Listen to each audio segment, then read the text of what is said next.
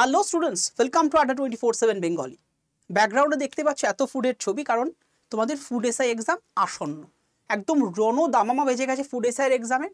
কিন্তু এখনও অনেকেই খুব কনফিউশনে আছো প্রিপারেশান নিয়ে, কারণ প্রথম থেকে অনেকেই না এক্সামটা নিয়ে কনফিউশনে ছিল আদৌ এক্সামটা হবে কিনা। এর জন্য দোষ তোমাদের দেওয়া যায় না, কারণ বিগত 4-5টা বছর ধরে ওয়েস্ট বেঙ্গল গভর্নমেন্টের যে কন্ডিশন, তাতে এটা স্বাভাবিক একটা তোমাদের মনে আসা দরকার। কিন্তু এর মধ্যেও যারা যারা ওই নেগেটিভিটিটুকু বাদ দিয়ে পজিটিভলি চলেছে, তারা কিন্তু প্রিপারেশান নেওয়া শুরু করে দিয়েছিলে তারা, এবং তারা কিন্তু আজকে খুব একটা টেনশনের মধ্যে নেই। মানে হ্যাঁ ঠিক আছে, এক্সাম হবে, টেনশন সেটা তো থাকবে, কিন্তু জেনারেলি মানে হাহুতাশ করার মতো বিষয়, কিচ্ছু পড়া হলো না, কি হবে, আদৌ পারবো কি পারবো না, কিচ্ছু বুঝতে পারছি না। তো তাদের এই জায়গাটায় আছে যারা, তাদের প্রিপারেশান কিন্তু হয়নি এখনো। কিন্তু এই 15 দিনে সত্যি কথা বলতে কি প্রিপারেশান সম্ভব না।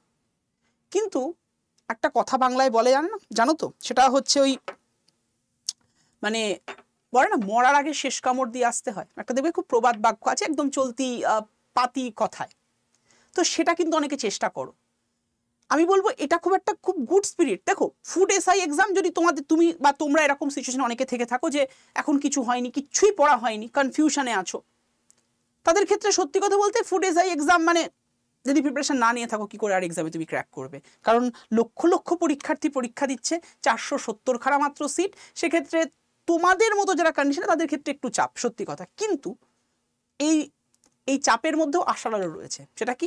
Back to back exam. Food এসআইয়ের পরই রয়েছে ক্লার্কশিপের এক্সাম, সেখানেও তোমরা কিন্তু সফল হতে পারো এই সময় যদি সঠিকভাবে প্রিপারেশন নাও। তো আমি সবসময় সাজেস্ট করবো, যারা প্রিপারেশন নিচ্ছ তারা তো রয়েছে, কিন্তু যারা এই সিচুয়েশনে রয়েছে যে কি করব বুঝতে পারছি না, বললাম যে মানে শেষ হয়ে যাওয়ার আগে শেষ কামড়টা দিয়ে তারপরে দেখোই না কি হয়। হতেও তো পারে রেডি হয়ে গেল, হতেও তো পারে তুমি জানো, কিন্তু ওই রিভিশনটা দরকার।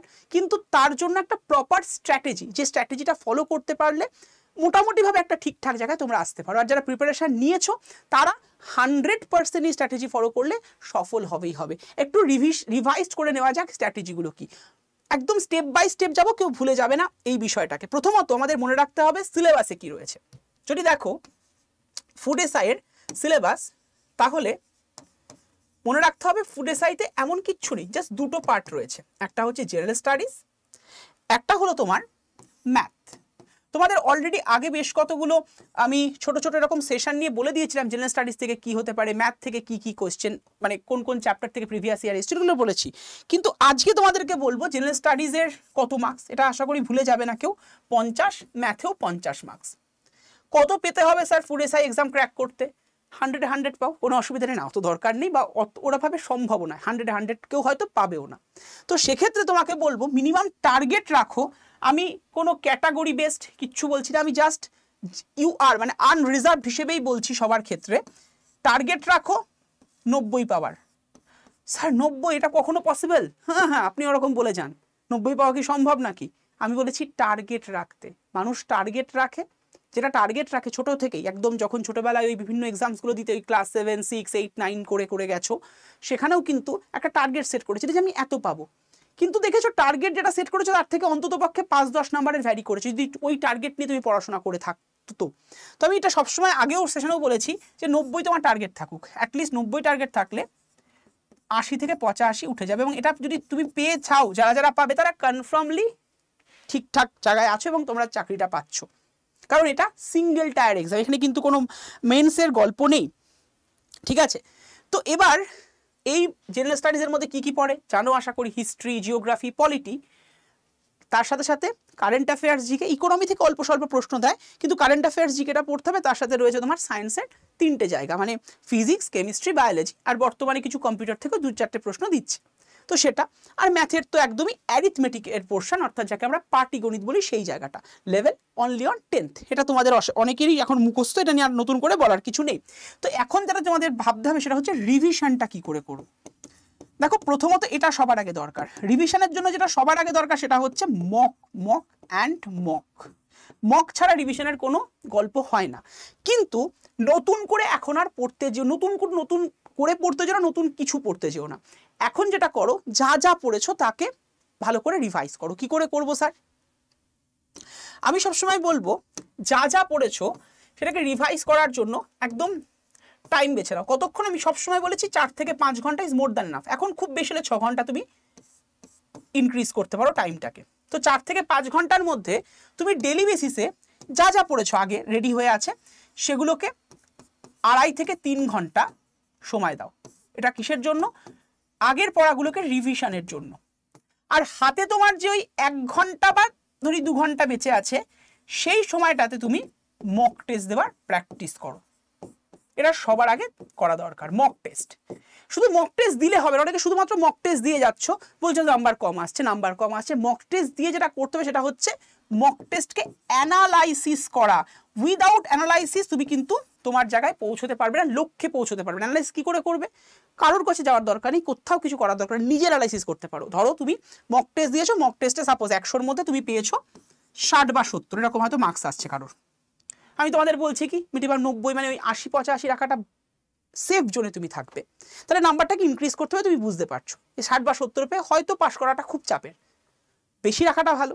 তো এর জন্য তুমি অ্যানালাইসিস করছো কোন কোন জায়গায় আমার ভুল হচ্ছে, কোন কোন চ্যাপ্টার বা কোন কোন সাবজেক্ট আমি ভালো করে পারছি না। যে চ্যাপ্টার বা কোনো পার্টিকুলার সাবজেক্ট তুমি পারছো না সেইটাকে 2-3 বার করে পড়ো। পরের দিন প্রয়োজনে মক টেস্ট দেবে না, আজকালকে ধরে মক টেস্ট দাও, পরশু দিন মক টেস্ট না দিয়ে বরঞ্চ ওই সাবজেক্টটাকে বা ওই চ্যাপ্টারটাকে ভালো করে রেডি করো। রেডি করে তারপরে দিন আবার একটা মক টেস্ট দাও। দেখো 100% তুমি সফল হবে, কারণ বাকিগুলো তোমার রেডি। সাপোজ ধরো তোমার এখানে যে যে চ্যাপ্টার আছে পলিটি, জিওগ্রাফি, হিস্ট্রি, জিএস পেপারে, ম্যাথের ক্ষেত্রে অ্যারিথমেটিকে, ধরো সব তুমি ম্যাথে খুব ভালো নাম্বার পাচ্ছ, অফিসিয়ালি দেখা যাচ্ছে উঠছে, কিন্তু জিএস পেপারে হয়তো হিস্ট্রিতে তুমি ভালো নাম্বার পাচ্ছ, তুমি অ্যানালাইসিস না করলে বুঝতে পারছো না। নাহলে তুমি নাম দাগিয়ে গেছো, এখানে কাটা কাটা ভুল হয়ে গেছে, কিন্তু অ্যানালাইসিস করে দেখছো সাপোজ তুমি হিস্ট্রিতে বা পলিটিতে বা জিওগ্রাফিতে কোনো একটা সাবজেক্টে কম পাচ্ছ, বা সাপোজ ম্যাথেই তুমি পার্টিকুলারলি 2-3টে চ্যাপ্টার থেকে হয়তো বেশি প্রশ্ন দেয়, জানো তোমরা, যেমন ধরো টাইম অ্যান্ড ওয়ার্ক বা প্রফিট লস, তাহলে ওই অঙ্কগুলো তুমি পারছো না, তাহলে ওই জায়গাগুলোকে ভালো করে এমফাসিস করলেই পরের দিন যখন তুমি মক টেস্ট দিচ্ছ অটোমেটিক্যালি নাম্বারটা কিন্তু তোমার সেফ স্কোরের দিকে চলে আসবে। অফিসিয়ালি সেফ বা আনসেফ স্কোর বলে কিছু হয় না, এটা ঠিক কথাই, কিন্তু আমি যদি তুমি 85 বা এরকম যদি নাম্বার রাখতে পারো, আগে থেকেই বলা যায় যে অনেকটাই ঠিকঠাক জায়গায় রয়েছো। সেফ আনসেফ সেটা তো তোমার বলতে পারা যাবে রেজাল্টের পরে, অবশ্যই এক্সামের পরেও কিছুটা অ্যানালাইসিস করা যায়, বাট আফটার রেজাল্ট তো এটা তোমাদের আসবে। কিন্তু এই জায়গাটা তুমি কিন্তু বা তোমরা কিন্তু প্রত্যেকে করবে বা করতে পারো। এটা করলে তোমাদের অনেকটাই ঠিকঠাকভাবে এগোতে পারবে। এবার বলি প্র্যাকটিস। এই প্র্যাকটিস বা মকটা আসলে কোথা থেকে দেবে, এটা আমার অনেকের কনফিউশন। মক দেওয়ার জন্য সবচেয়ে ভালো হয় তোমরা যে কোনো অনলাইন মক টেস্ট নিতে পারো, বা আজকে আড্ডা 24/7-এর মক টেস্ট অনেকটা কমে রয়েছে, মাত্র 29 টাকায় তোমরা মক টেস্ট পাবে, যেহেতু আজকে 29 ফেব্রুয়ারি সেই উপলক্ষে। তো মক টেস্টটা তোমরা এখান আড্ডা 24/7-এর অ্যাপসে চলে যাও। অ্যাপসটা কোথা থেকে নেবো স্যার? প্লে স্টোর থেকে নিতে পারো, ইদার সবচেয়ে ভালো হয় এই সেশনটা ডেসক্রিপশন বক্সে চলে যাও, দেখো অ্যাপ ডাউনলোড লিঙ্ক দেওয়া রয়েছে, just click on the link and download the app. App download করে নিচের দিকে দেখবে লেখা রয়েছে হোম পেজ, নিচের দিকে একদম তার বরাবর চলে যায়, একদম ডান দিকের কোনায় দেখবে স্টোর বলে অপশান, ওই স্টোর অপশানে ক্লিক করলে দেখবে ফুড এসআই সেকশন এসছে। ফুড এসআই সেকশনে ক্লিক করলে জাস্ট ওপর থেকে 1, 2, 3, 4 4টে অপশান, প্রথমে দেখবে কারেন্ট অ্যাফেয়ার্স, তারপরে সিলেকশন ব্যাচ, তারপরে হ্যান্ড রিটেন নোটস, তার ঠিক নিচে রয়েছে স্কাই ব্লু কালারের একটা ফুড এসআই টেস্ট সিরিজ লেখা 100+। তো ওই 100+ টেস্ট সিরিজ, ওখানে প্রায় 30টা ফুল লেন্থ মক আছে, আর সাবজেক্ট ওয়াইজ এবং চ্যাপ্টার ওয়াইজ আরও অনেক মক রয়েছে। তো সেগুলো তোমরা মানে ওখানে জাস্ট ক্লিক করবে, ক্লিক করে দেখবে একটা কোড মতো এসছে fly20, মানে ওখানে ক্লিক করে তুমি দেখবে একটা কুপন কোড লেখার জায়গায় সেন্টার কুপন কোড ওখানে বসিয়ে দাও, Y327 বসিয়ে দিয়ে অ্যাপ্লাই করে দাও, আর কয়েনটা ইউজ করে নাও, দেখবে মাত্র 29 টাকা তুমি এই পুরো মক টেস্টটা পাচ্ছ, আর নর্মালি দাম 110-20 কাছাকাছি থাকে। তো সেটা তুমি 29 টাকায় পাচ্ছ আজকের দিনের জন্য। হ্যাঁ, এটা পরে যারা দেখবে তারা ওই দামে পাবে না। আজকের দিন মানে 29 ফেব্রুয়ারি উপলক্ষে এই অফারটা রাখা হয়েছে। তোমরা যারা যারা মক টেস্টের কথা বলছো কোথা থেকে পড়বো, তাদেরকে বলবে এই মক টেস্টটা নিতে পারো। কেন? কারণ এটা আপডেটেড। আমি বলছি না অন্যগুলো আপডেটেড নয়, বাজার চলতি যে মক টেস্ট সেটা দেখা যায় আজকে 6 মাস আগে বেরিয়েছে। তো 6 মাস আগের কারেন্ট অ্যাফেয়ার্স তো অনেক আগের ঘটনা, রিসেন্ট কারেন্ট অ্যাফেয়ার্স ওখানে কী করে থাকবে? তো এটা আপডেটেড, যেহেতু অনলাইন মক টেস্ট তোমাদের ক্ষেত্রে সত্যিকার সুবিধা হবে, একদম টাইম ধরে তুমি কিন্তু এক্সামও দিতে পারবে। তো যারা যারা মনে করছো অবশ্যই নিতে পারো, এবং তোমাদের প্রিপারেশনটাকে এইভাবে চালিয়ে যাও। প্রথমত সিলেবাসটা আশা করি তোমাদের একবার রিভাইজ করিয়ে দিলাম বা রিমাইন্ডার দিয়ে দিলাম, আর রিভিশনটা ঠিক এইভাবে করো। আগে মক টেস্ট তো দেবে, মক টেস্ট দেওয়ার সাথে সাথে অ্যানালাইসিস ইজ ম্যান্ডেটারি। অ্যানালাইসিস করার পরে তুমি দেখো যে যে জায়গাগুলো কমতি আছে সেগুলোকে একবার পড়ো এবং তুমি অবশ্যইভাবে সফল হবেই হবে তাতে করে। দেখবে পরের দিনে তুমি মক টেস্ট দিয়ে অন্তত পক্ষে 4 বা 5 নাম্বার বেশি পেয়েছো। আবার অ্যানালাইসিস করে দেখবে পরের দিন তারপরের দিন মক টেস্ট দিয়ে আরও 4 বা 5 নাম্বার বেশি হচ্ছে। তো আলটিমেটলি তুমি তোমার লক্ষ্যে কিন্তু পৌঁছে যেতে পারো যদি মক টেস্টটাকে প্রপারভাবে দাও, এবং শুধু দেওয়া নয়, অ্যানালাইসিসটা যদি প্রপারভাবে করো, তাহলেই কিন্তু এটা সম্ভবপর। ইদার শুধু মক টেস্ট দিয়ে শুধু রিভিশন করে কিন্তু সম্ভবপর নয়। তাই অ্যানালাইসিস ম্যান্ডেটারি, এবং নিজের অ্যানালাইসিস নিজেই করো, কারোর কোনো হেল্প লাগবে না, কিচ্ছু লাগবে না, এটা সম্ভব, নিজেই সম্ভব। আশা করি তুমি তোমার লক্ষ্য পূরণ করবে, তুমি সফল হবে। তোমার সফলতা তোমার পার্শ্ববর্তী লোকজন অর্থাৎ তোমার পরিবারকেও সফলতার যে আনন্দ সেটা কিন্তু দিতেই থাকবে। তো চলো, দেখা হচ্ছে এরকমই একটা ইম্পর্টেন্ট সেশন নিয়ে আপকামিং ডেজে, আগামী দিনে। Thank you to all of you.